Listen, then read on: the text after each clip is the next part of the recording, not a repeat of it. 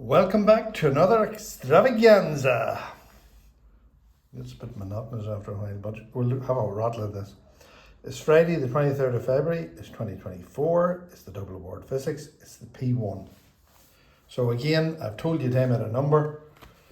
You should have this printed, you should have the mark scheme, and you should follow me through this and work with it. You can pause it and stop it. So let's have a look at the first question. So it says a container is used to store 0.27 kilograms of hydrogen gas, H2. The density of hydrogen gas is 0.09 kilograms per cubic meter. So again, let's have a look at what we're doing. We're talking about density here. So density is mass over vol. And the reason I write vol there is that you don't get it mixed up with velocity, it's volume. So the density is measured in kilograms per meter cubed, kilograms per meter cubed, kilograms m to the minus 3, all the same thing. The mass is measured in kilograms and the volume is measured in cubic meters. We are given the density up here is 0.09 kilograms per cubic meter. Just as a bit of information, the density of air is 1.2 kilos in a cubic meter. So imagine what a meter by a meter by a meter looks like. And there's 1.2 kilos of air in that. And there's usually, in an average side room, more air than you. Calculate the volume of hydrogen in the container. So we know the density, we know the mass. So density is mass over volume. Look. So we're looking for the volume, it's on the bottom. It's the 3, match them up. 4 equals 12 over 3. 4 equals 12 over 3. 3 is 12 divided by 4. Vol is mass over density. Take time to think. If you rearrange the formula wrong, you get it wrong. So it's 0.27 over 0.09. And again, let's see, can we do it on the calculator? 0.27 divided by 0.09. And I get 3 meters cubed. There's an extra mark for that. See the way there's no meters cubed. The hydrogen gas is cooled, so it turns to liquid hydrogen. In what way, if at all, will the distances between the particles change? Well, the particle separation in a liquid is less than that in a solid. No, it's less than that in gas, so that's pure bilge. Remember, closest in a solid, next in a liquid, then finally, furthest apart in a gas. Let's do next question. When a crane is used to lift a load of 18,250 newtons, a weight W must be used to ensure the crane does not topple over. So let's have a look. This is a moments question. Moments usually measured in Newton meters. The force is measured in newtons, and the perpendicular distance is in meters. Remember that if a body is in equilibrium, the sum of the anti-clockwise moments is equal to the sum of the clockwise moments, or vice versa. Sum of the clockwise moments is equal to the sum of the anti-clockwise moments. Now let's have a look at this. There's the system. My finger is the pivot. This system, or this mass here, this weight, makes this go anti-clockwise, and the load makes it go clockwise. So what is the name to the principle, physics principle, being applied in this situation? Is the principle of moments. So the crane in the diagram is used to lift a load. There's the load. Use the information in the diagram to calculate weight W. So you're advised to show you're working out. There's 4 marks for this. So let's have a look. Remember, warning, the distance is from the pivot. That's where the examiner will throw a red herring or possibly a wrong measurement in for you. So force by distance from the pivot is equal to force by distance from the pivot. So W times 4 is equal to 1825 times 12. Do your working out. So W by 4, look. 5 times 4 is 20. 5 is equal to 20 divided by 4. Look at the calculation. Take the calculator out and do it. Let's have a look. 219 10 to the power of 3 divided by 4. 54,750 newtons. Fair enough. That's that question rattled up. Now, what's the direction of the moment created by W? Well, now we already did this. Have a look. W is making the whole system go, look, anti-clockwise. So that's that one done. The weight W must be kept at 4 meters from the pivot. The crane has to lift a load greater than 18,250. In what direction must the load be moved if the crane is not to tackle? You're going to have to move it inwards, left towards the pivot. Make sure you give the direction and all. So there's a question done. You go over it again. Next one, personal power. The personal power, you've done this experiment, I hope. So your personal power, here we have somebody running up the stairs. So we need to find their weight using the balance. Well, the weight could be in a balance, could be a Newton meter balance, but if it's in kilos, it's W equals mg. We have to find the height of the stairs. The standard stair is 15 centimeters. So the number of stairs by 15 centimeters will give you the total height. So what else do we need? We need a stopwatch to record the time, because we know power is energy over time, and this energy is potential energy, M by G by H, measured in joules. All energy is measured in joules. So the mass, you're going to use a balance. G, you're on the planet Earth, it's 10. The height is the total vertical height of the staircase. So measuring instruments, tape or ruler, stopwatch, balance or scales. Now again, full sentences, capital letters, full stops, usual reply. Somebody has to read this, so you make sure that you're going to get the 6 marks. The measurements, measuring instruments. What do you measure? Weight. There's your mg. Remember, mass is in kilos, weight is in newtons. Mg is the force by distance. There's the force by the distance. Number of stairs. That's it. Fair enough. I'm not going to spend any more time on that one.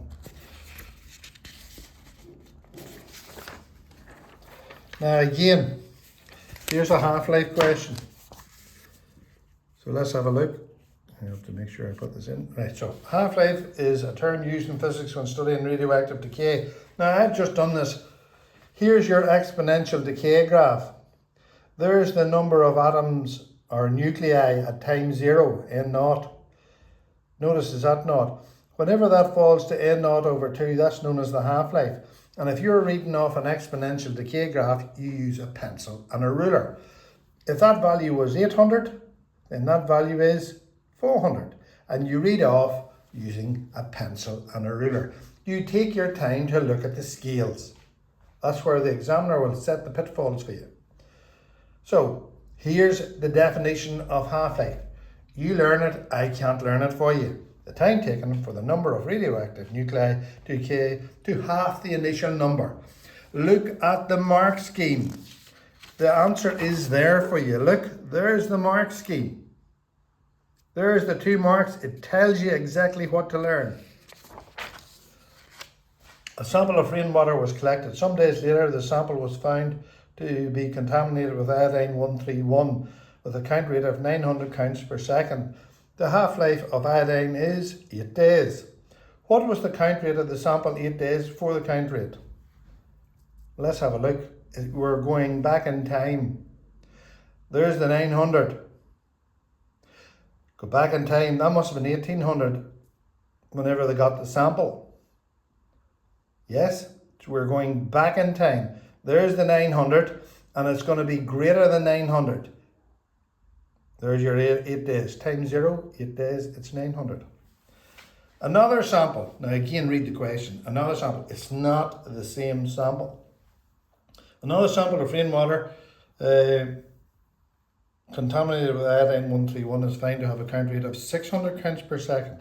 Calculate how many days it'll take the sample to fall to 150. Draw the table. Count rate. T subscript the half, your half-life. No half-life, 1 half-life, 2 half-lives. And time, well in this time it's going to be days. I should have days in there, but I missed that. So 600, 300, 150. No half-life. 2 half-lives, and 2 half-lives will be 16 days. Make sure you have the table drawn. Just don't, oh, I know better. That's what these videos are about. Let's get the max marks from the examiner. Now, ionization. Ionization is one of these things that we often forget to teach, but ionization is when a neutral atom loses or gains an electron. You only lose or gain electrons. You cannot change the number of protons. You do not change the number of protons. You only lose or gain electrons from the outer shells. So we're going to look at this nuclear energy. Fission. Now if you look at the bottom, there's the fission reaction. You know that. Fission is the one that we're using at the moment in nuclear power stations. Uranium-92 238 absorbs a slow moving neutron, becomes more unstable, splits to 2 lighter nuclei and 2 neutrons, and these 2 neutrons are used for the chain reaction. Fission, look, split, split. Now the one above it is fusion. These are the 2 that you have to know. So let's go and answer the questions. Name a suitable fuel for nuclear fission. There's it there. Explain why it's non-renewable. The uranium will run out. It is finite. It will not be replaced in one human lifetime. That means it's renewable. So the stages. Now look, this answers this question. This is a sequence question. They say the nucleus absorbs a neutron. There's it there. Right? So the nucleus splits. There's it there. Energy and several neutrons. There's, well, I'll just put in energy there. Just put that in. Because then we use the energy, then we use energy to heat water, and then we heat water, we turn a turbine, then the turbine turns a generator, and that's what we use nuclear energy for. So, where was I? Number 3. 4. Fission neutrons go on to cause further fissions. Now remember, Diana Ross and the chain reaction. Look her up on YouTube. Chain reaction. You need these slowed down to start this again. And there's 2 types of chain reaction. Uncontrolled, that's a nuclear warhead, and controlled, that's a nuclear power station. So you control those numbers. Again, what do we learn? That's important. There's your fusion. Deuterium, tritium, helium, neutron, fusion. Remember fusion, F-U-S-I-O-N. Look, there's the sun. Right, that's the fusion. That's the fission. You learn them. They answer all the questions. I can't learn it for you. I told you to learn it. Ionization. An electron is lost or gained. We did this previous ones. There's your neutral atom. Loses an electron, becomes a positive ion. More protons than electrons. Remember, in a neutral atom, you have the same protons as electrons. Here we have a negative ion. It gains an electron. The neutral atom has the same protons as electrons. It gets an electron. So now there's more electrons than protons. It becomes a negative ion. So that's done. How could ionization of molecules in living cells be dangerous? Well, damaged cells cause cancer, disrupt DNA. Now, for those who are doing the lesser science biology, they'll know what DNA stands for. Let's go on to the next one. State the principle of conservation of energy. Energy cannot be created nor destroyed, but changed from one form to another. How do I know that? There's the mark scheme, look. Learn it. An elastic band is used to propel a stone vertically upwards. The stone has a mass of 40 grams. 0.04 kilograms. Before release, the elastic band has 5 joules of strain energy. Calculate the maximum height reached by the stone. Assume no energy losses. So, potential energy equals m by g by h. Learn it.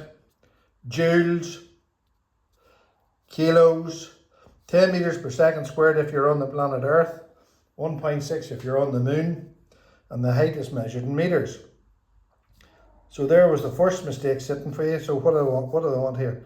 Calculate the maximum height, mgh. Look, worked it all out down to sort of stuck. 5 is equal to 0.4 by h. H is equal to 5 over 0.4. Do you see the way I kept it simple? I'm working in the exam. 12.5 meters. In reality, some energy will be lost as the stone travels through the air. It will be lost as heat or sound. And remember, they're talking energy here. Energy is measured in joules, not friction. Friction is a force measured in newtons. So don't write down the word friction. Let's go on to the next one. On another occasion, I'm going to straighten this up a bit.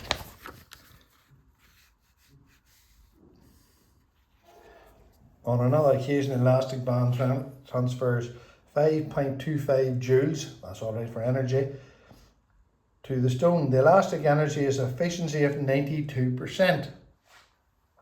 Calculate the total input. Now remember, energy out over energy in by 100 is equal to efficiency. Another equation to learn could also be power out over power in times 100 is equal to percentage efficiency. Whichever one suits you.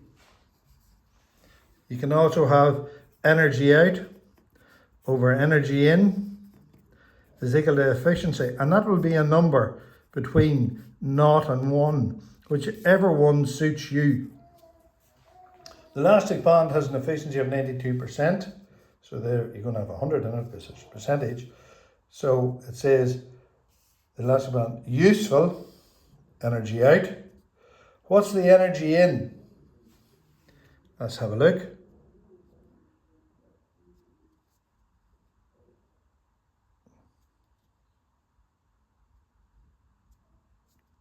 See the way the numbers in the bottom? They're turned upside down. See, look. Please don't fall for that work in the exam. If you're, take your time. Keep it simple, stupid. So your total input energy was 6 joules. Take your time, match them up, rearrange them. You're not doing anything else anyway in the exam. Now again, up comes the kinetic energy formula. And the hardest thing in the kinetic energy formula is to rearrange it, to get the velocity. If you don't know how to rearrange it, there's what it is. Take your time and learn it. Kinetic energy is measured in joules. Mass is measured in kilos. Now be careful here, the velocity is in meters per second. The velocity squared will be meters per second squared, which is meters squared seconds to the minus 2, but the velocity is just meters per second. Mass, there's the next warning. Look, a car of mass 1600 kilos has a kinetic energy of 320 kilojoules. Energy must be in joules, so I have to change that to kilojoules. Kilojoules, joules. Kilojoules, joules.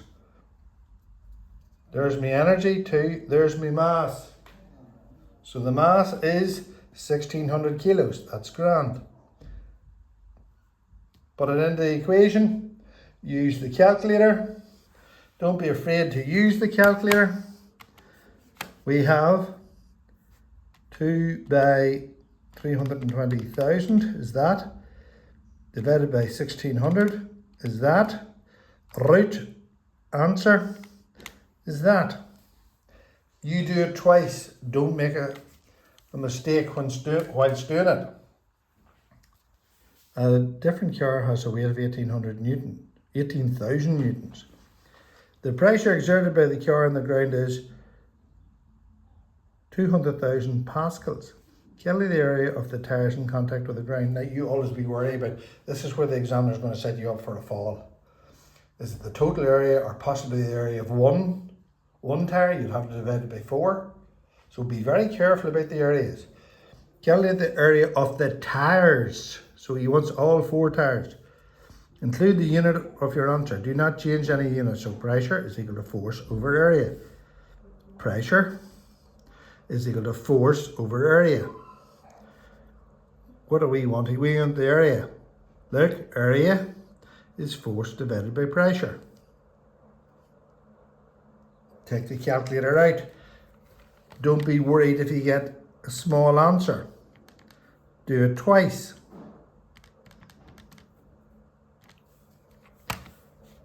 Meter squared. Look, there's a mark for it. A mark for it. Have a look at the mark scheme. A mark for it. Look what I have done over here. Look at my working out. Pascals. Pascals. Newtons. Newtons. Area is meter squared. Some air is let out of the tires. This causes the air of the tire in contact with the ground to increase. In what way, if at all, will this affect the pressure exerted by the car on the ground? Look, pressure is equal to force over area. What are we changing here? We're changing the area. We're keeping the force the same. What's the relationship between pressure and area? Think for a minute. Big area, small pressure. Small pressure. Small area, big pressure. They are inversely proportional. As this gets bigger, this gets smaller. As this gets smaller, this gets bigger. Use a full sentence. I'm just explaining this. That's why I told you, print it off and do it. So we're back to scalars and vectors. Scalars have size only. Terribly often you use the word magnitude. Time, distance, speed, mass, area, volume. There's a table. You write them down and you learn these. Vectors. Displacement, velocity. Look. You write them down and you learn them. Remember, a vector, size and direction. A person travels 1200 meters east and then 900 meters south. So that's the same as going that way. The person takes 10 minutes, 600 seconds to complete the journey from A to B. Calculate the size of the average velocity. Now, this is where you'd be careful. Velocity is displacement over time. It's not speed, it's velocity. Displacement over time. Their displacement is 1500 meters. Do you see? And the time, 10 minutes, 600 seconds. Do your sums.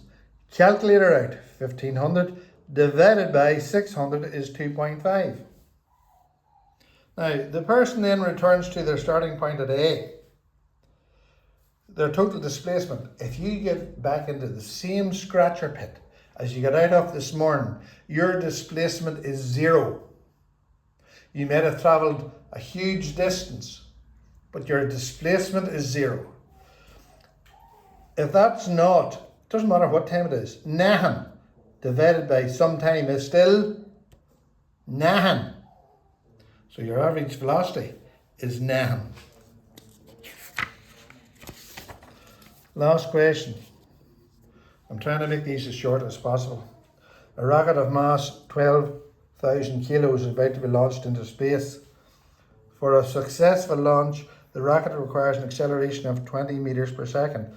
By first finding the resultant force, calculate the upward thrust force produced by the rocket. Now, resultant force equals mass by acceleration. Who said that? Isaac Newton. Which law? Second law. Balanced or unbalanced? Unbalanced. So I need 240,000 newtons to lift this rocket. But that's what I need. But don't forget, the rocket has a weight. The rocket has a mass of 12,000. So it is a weight of 120,000 newtons. So the force up minus the weight is equal to the resultant force. So this force works out 360,000 newtons. If you hear that sort of adage in the background, it's help that I'm getting, and boy, sometimes do I need help. Again, have a look at that question. There's the mark scheme. Look, 7 marks for that. 7 marks for that last question. Look at all the working out was for it. Remember, the force up minus the force down is equal to the resultant force. Force up minus the weight is equal to the resultant force. So I need to lift the rocket and accelerate the rocket. I need to lift the rocket. I need to accelerate the rocket. That's this one done. Hopefully I'll see you shortly. You take time, you go over it. Good afternoon.